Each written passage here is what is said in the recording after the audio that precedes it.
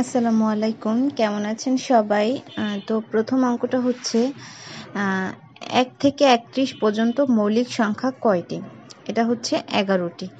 এখন মৌলিক সংখ্যা আপনি কিভাবে বের করবেন? মৌলিক সংখ্যা হবে 1-এর থেকে বড়, যেমন 1 কিন্তু মৌলিক সংখ্যা না, তাহলে 2 থেকে শুরু।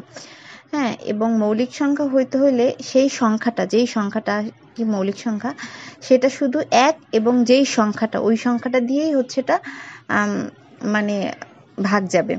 যেমন 3কে আপনি যদি ভাগ দেন তাহলে 3 দিয়ে ভাগ যাবে এবং 1 দিয়ে ভাগ যাবে। হ্যাঁ, এরকম এরকম যে সংখ্যাগুলো, সেই সংখ্যাগুলোকে বলা হচ্ছে যে মৌলিক সংখ্যা। যেমন আমরা যদি 8 ধরি, 8 সংখ্যাটাকে কিন্তু 1 দিয়ে ভাগ যায়, 8 দিয়ে ভাগ যায়, 2 দিয়ে ভাগ যায়, 4 দিয়ে ভাগ যায়। হ্যাঁ, তো এটার অনেকগুলো গুণনীয়ক আছে, সেই জন্য এটা হচ্ছে মৌলিক সংখ্যা না।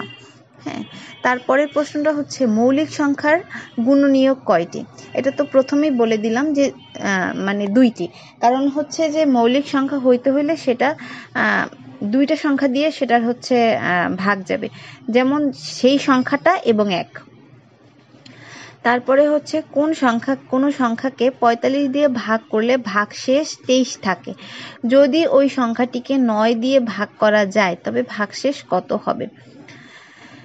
এখন দেখেন, এখানে কিন্তু সংখ্যাটা দেয়া নাই, কিন্তু এই যে 45 দিয়ে ভাগ করার পরে 23 থাকে, এই দুটো যদি আপনি যোগ করে দেন তাহলে কিন্তু সংখ্যাটা বের হয়। হ্যাঁ, যেমন বলা আছে যে যেমন এই দুটো যদি আমরা যোগ করে দিই তাহলে কত আসে? 68 আসে, তাই না? তো আপনি যদি এই সংখ্যাটা 68, এটাকে যদি আপনি 45 দিয়ে ভাগ করেন তাহলে কিন্তু 23 হচ্ছে এটার ভাগশেষ আসবে। তার মানে হচ্ছে এই 45 এবং 23 এই দুটো যোগ করলে আপনি হচ্ছে সংখ্যাটা পেয়ে যাবেন, এবং সেই সংখ্যাটিকে যদি 9 দিয়ে ভাগ করা যায় তাহলে ভাগশেষ কত হবে এইটা জানতে চাওয়া হয়েছে। তাহলে 68কে আপনি 9 দিয়ে ভাগ করে দেন, 7 নং 63।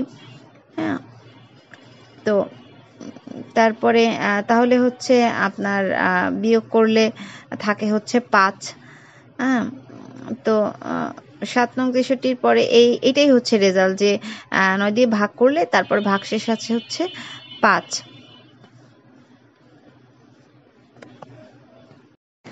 আশা করছি সবার ভালো লেগেছে। সবাই ভালো থাকবেন। আল্লাহ হাফেজ।